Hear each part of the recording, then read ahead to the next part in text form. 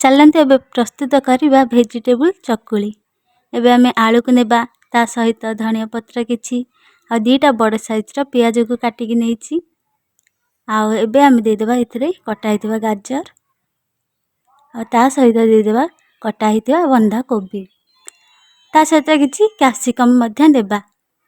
एटा बिल्कुल ऑप्शनल अछि, आपण चाहिले न नै पारंती। एबे आमे इथिरे आधा चामच हळदी गुंड दे देबा। आपण चाहिले निज अनुसार कम बेसी मध्य करि पारंती। आ एबे आमे लंका गुंड देबा। आपण जेतिकी लंका खाइबा पई चाहचंती सेति दे पारंती। एबे आमे इथिरे टिके चिकन मसाला पके देबा।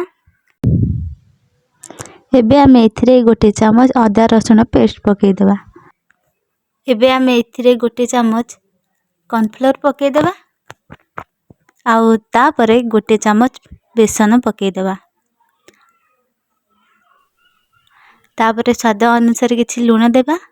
ता सहित टिके फूड कलर मिसे देबा। आपण चाहिले न मिसे पारंती। एबे किछि पानी देई ताको भलो भाबरे गोळी नेबा। एबे हम बैटर टी रेडी हे गला। चलंते एबे आमे एथिरे चकुली तयारी करबा।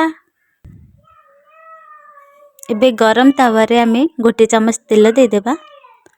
आउ ता परे गोळे की रखिथिबा वेजिटेबल को सेथरे देबा।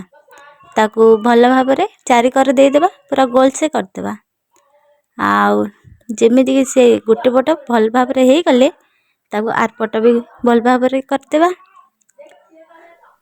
आउ ता परे प्रस्तुत हे गला हमर वेजिटेबल चकुली। चलंते एबे हबिंग को खाइबा पई देबा। को केमती हेछि? केमती हेछि?